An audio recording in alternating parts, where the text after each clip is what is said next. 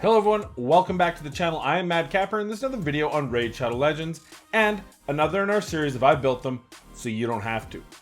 You guys said loud and clear. I put up a poll on YouTube and you guys wanted to see Flesh Terror as my next 6-star champion. So without further ado, why don't we talk about the epic support-based Magic Affinity champion of the Skinwalker faction, Flesh Terror. Here is Flesh Terror. Let's talk about his kit. Before we do, I do want to mention that the Skinwalkers do feel like a rushed group. There's a lot of them that look very similar in the epics, kind of that first run of epics. Definitely we're getting a few more champions in that do have a unique look and feel, thankfully. But when you look at the original kind of core group of them, they're not that great. But more importantly, is what can they do? And we're going to take a look at Flesh Terror's kit to see what he can do, where we can use him. His HP is 18,495, attack 991, 1079 defense, speed 89, rough speed, yikes. Crit rate 15, crit damage 50, resist 30, accuracy 15. His kit itself has an aura, which increases ally attack in faction crypts by 27%. He has a 5-turn bookable to 4-turn, attacks all enemies, decreases the duration of all enemy buffs by 1 turn, increases the duration of all enemy debuffs by 1 turn. Then you have heals all allies by 30% of their max HP, increases the duration of all ally buffs by 1 turn, and then finally attacks one enemy has a 40% chance of transferring 1 random debuff from this champion to a target, and you can book that to a 50% chance. So with his kit, it's a little bit of he doesn't look like a damage dealer, but I do want to find out what kind of damage he can do. So we're going to swap him out into one of my top gear sets that I have for one of my champions, and we're going to compare damages to some of my more well-known attack-based heavy nukers, just so we get an idea, especially on this A3, which isn't AoE. If it can do damage as well, that will be a bonus. So why don't we, we'll take him into the Dragon Dungeon, we'll compare him to a couple others, and we'll see what he can do. Okay, so here's how we're going to build out Flesh Terror for this damage test. This is a full disclosure. This is not how I believe you should build him. This is how we're going to test him for just this moment. Then we're going to rebuild him how I think he should be used in the game. But here we've got him in immunity gear just because it's a strong set of gear that I've got. It's actually my Canderfon gear. And you can see how much, that's about 1,000 less damage than my Canderfon has. Just as a, just as a comparison. 228 crit damage, not as much crit damage. That 50 is a big deal, obviously. The Great Hall is actually putting in work, but we also put him in attack banner just to give him that extra so we could get him above, which is why his debuff accuracy is so low. Typically this is the champion you need that debuff accuracy, so keep that in mind. But that's just to give you an idea of what we're hitting with, and then I'll show you the rest of the group. I'll just show you his masteries real quick. We'll talk about them in a second because I'm actually going to be changing them, so we don't want to talk too much about them for this. But here's the rest of the team. We're going to bring in some pretty well-known AoE hitters. So we've got 5,300 attack from Foley at 237 crit damage, and we've got Ethos sitting in Savage gear, keep in mind, 5,300 attack at 253 crit damage. So we're going to get some pretty big numbers there. Alika, who's a little bit more into his territory, sitting at 4,500, 245 crit damage. Now, because these guys hit so hard, we're gonna have to do this in a couple runs here. So the first one we'll go through and we'll let the Foley we'll actually do 4 separate hits, and we're gonna just take the damage thing. I just want to see the full extent of the damage we can do here with the defense down weakened. Here's first, boom. You're looking at 90s, all 109 I think at the end there. So let's cancel out, let's check out his full damage here. Right, 478. That's what the upper echelon of my teams anyway can do. So now we're gonna go with Foley's damage. We're gonna see what he can do. Keep in mind there'll be a little bit less because we didn't get a debuff there.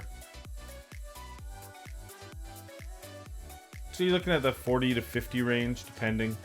Definite drop off without that Savage gear, and you see 322k damage. Still pretty crazy damage. Obviously, not having that Savage gear and that 1 missed defense down, probably he'd max out closer to 400, maybe 360, I would say would be a reasonable one. But let's move him out. This is the only way we can do this test because some of these guys hit so freaking hard. All right, let's do this one. I think I can do these two in the same run. let's take this down to 1 here. This is a little bit more of an accurate representation. You got 2 epic champions. And this will give you a good idea. So this is Alika. We've seen how hard she can hit. Boom, 56, 57k. And then we've got his here. Boom, 30 to 50. There was a 50 there, so there was some good ones. But let's just see what the median was, what the mean was here. And you can see here, he's not too far off of her damage. So that is something to keep in mind. That damage is obviously nowhere near the damage that your top end champions are going to do. You just can't get it because you can't get attack up there, but he can do damage. So if you do need a little bit of extra AoE damage along with this kit, but my suggestion is don't sacrifice the kit for the sake of the damage. Bring in a damage dealer to do the damage. The only reason I wanted to do this is because I know that the skinwalkers suffer from AoE damage, and here's an opportunity to see some of that AoE damage in action. It's not amazing, but it is serviceable if you need it for Faction Wars. Unfortunately, I am on a timetable right now with my job about when I can actually record videos, and I got to record on the weekend. Skinwalkers isn't open this weekend. You guys asked for Flesh Terror. You're going to get a good idea of what the numbers are. But where we want to use him, I'm not even, to be honest, going to use him in dungeons for this. We're going to take him right to the arena. But first, we're going to build him out. And I'll talk to you about why I built him out the way I'm going to. And we'll see if we can't make it work for us in the arena. So here's how we've built out our Flesh Terror. So because he's so slow, my initial, based on his kit, my initial thought was, let's speed him up. Let's get him in tune with a fast arbiter, and then he can come in right after and mess with, you know, the shields the enemy team has. But honestly, his kit doesn't call for that. When you really look at his kit, the enemy needs to have buffs already. So if he's going to be useful in arena, he has to be useful in a go second team. We want that other team to have buffs on them, because then this lay low will reduce those buffs and increase any debuffs that we've put on them. I think this would be a good follow-up on a Hegemon team, which I don't have, so I can't show you. But it's also going to be good for any time you're up against Duchess, Siphi, those sort of champions that are going to go first and he's going to have that opportunity to reduce them. But whether or not it actually works that way, we're going to find out. And I'll show you his masteries here. I actually messed up. I got to tell you right now, I messed up, but I don't want to spend the 100 gems. I'm just being cheap. I didn't mean to pick this because he doesn't put any buffs on his team. That was pure accident. I was looking at trying to get more kind of speed on him in case things were going wrong. But the main thing, I would have just put it here, so it's not a huge deal, just so you're aware. But I want him to have accuracy, so we went down to Eagle Eye, even though this is a wasted skill. We went here, so if there's a dead ally, maybe he'll speed up and get a chance to reduce some buffs so that your remaining champions can live and go attack. It's just kind of any way to kind of speed him up to get him a chance because he is so slow. And then we like this counter attack because his A1 is transferring buffs or has a 50% chance. So this is a good idea to put in there because he's probably going to take damage.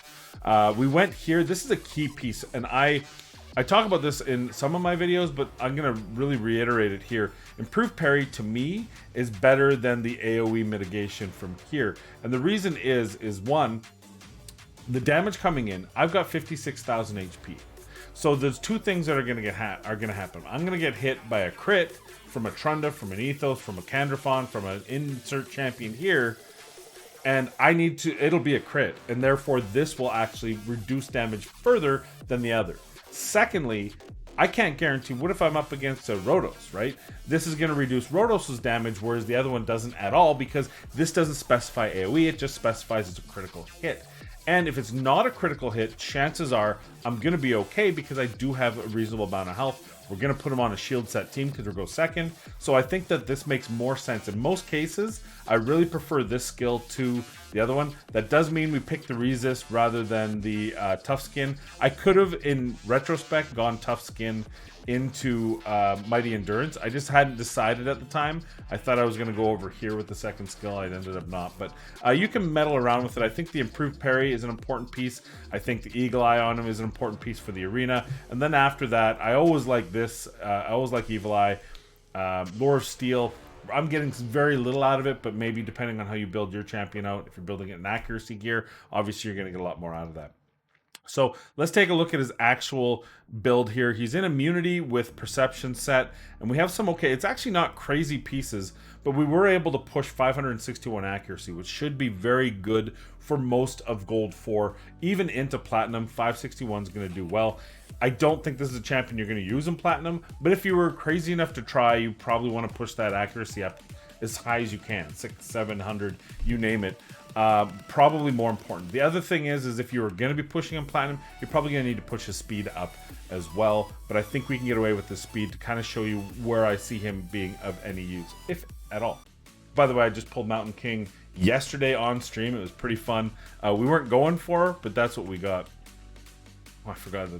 So there you go. We got all the time in the world. So here we go. First of all, he's in immunity, which is good off the start because he doesn't get frozen out. Now they just, it so happens, I thought she would have put a bit of shield on her, but she didn't.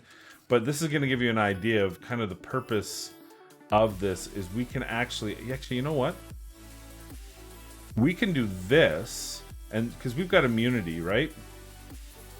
So we're going to actually increase all this. We're going to increase the counterattack. We're going to increase the shield and the immunity on my 2 post champs. So that's really going to help us out in this fight. We'll do a couple tests and we'll see what he does on auto. I suspect he won't think through that. But this is going to help our counterattack, right? Because the counterattack's what's going to kill these guys, especially with a Mountain King on the other side. There, see, I don't know how she's built, but obviously, very good. This is a very good for us. Let's just get rid of her. The other thing is, now all we have here is an immunity, but you can imagine this is for any sort of deal. Boom, you've decreased the duration. Now she's not immune. It could be the Valkyrie. We'll try other teams, but this should give you a pretty good idea of how I see him working. We'll try a couple more. Hopefully. She's gonna live forever. All right.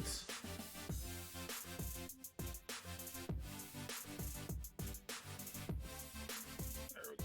My hope is that she targets my boy here instead. All right. Nice little counter in. Interesting.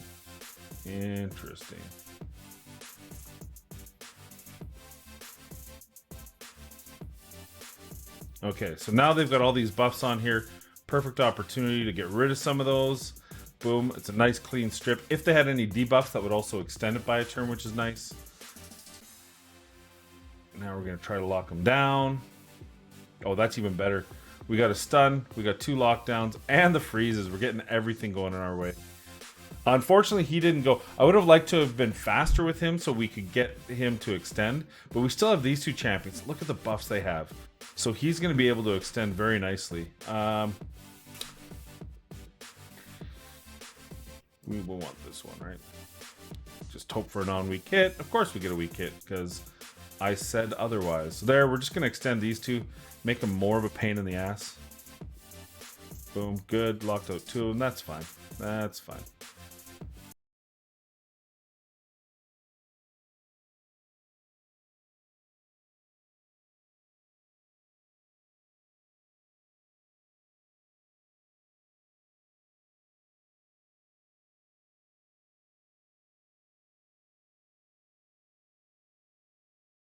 It is what it is. There we go.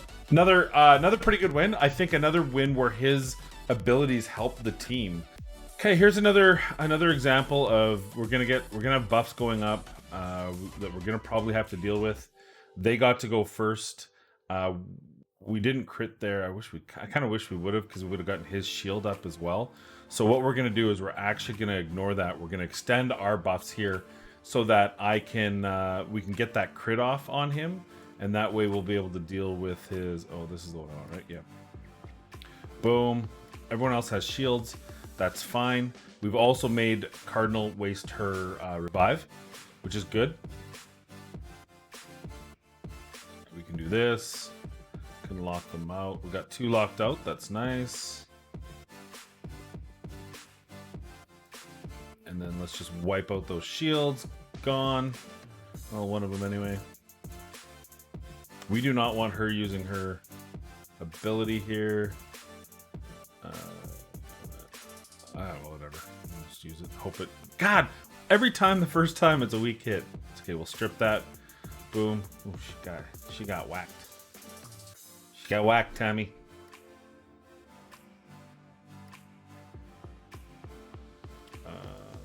Sure. Here, let's just. So, I think some pretty good examples of where he's usable. So my final thoughts on Flesh Terror. I don't think he's a champion that's going to bring you suddenly vaulting through faction wars and dungeons and Doom Tower. However, I think he is a tool in the toolkit that you can use effectively if you have the right team to pair with. I think in the arena, he can be helpful when you don't have, or you, for whatever reason, can't use Madame Saris. Keep in mind, her AI is still ridiculous. So if you know you're going second, this might be an option to deal with some of the buffs that come up that you have to deal with when you're fighting certain teams. I mean, we took him through scenarios where he absolutely did work.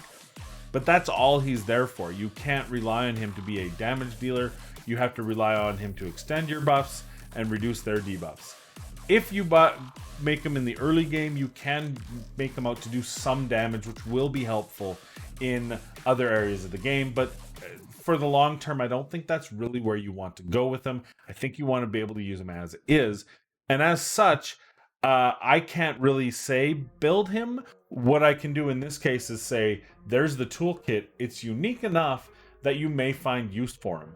I wouldn't personally recommend him for any free-to-play player because I don't feel like it's worthwhile putting the resources into such a niche type champion. However, if you're looking at Gold 4, if you're pushing into Gold 4, maybe you want to try to use him on your defense as something to throw at the enemy that's a little bit different, and then use him in go second teams where you know you're slower, but you can use that to your advantage, then this might be the champion for you. Let me know. Is there somewhere that you think I'm missing here? I think in Doom Tower, he might be okay at higher levels. Just to deal with some of the buffs that the enemy puts on because you're fighting more sustained fights. But at the end of the day, is he going to replace like a Seer comp? Of course not. He's a niche champion that can help you in certain areas, and that's about it. What are your thoughts on it? Let me know in the comments down below. And stay tuned tomorrow. I am on Twitch giving away more gems. So today is your last chance to get onto the Romero train and have an opportunity to win 540 gems, as well as on Twitch on Sunday. I will stream before the Super Bowl. Don't worry, I will not be. I won't let you miss the Super Bowl. But we'll stream early on and give away some gems there as well. I want to thank you for joining me today on the channel. I hope it was helpful. Flesh Terror is one of those champions that I feel is very difficult to kind of show, but I can at least give you my insight and thoughts as to how I think he can be used. If you have a different way, please let us know, and let us know how you're using Flesh Terror. Thank you all for joining me today. Please be kind, please stay safe, and we'll see you in the next video.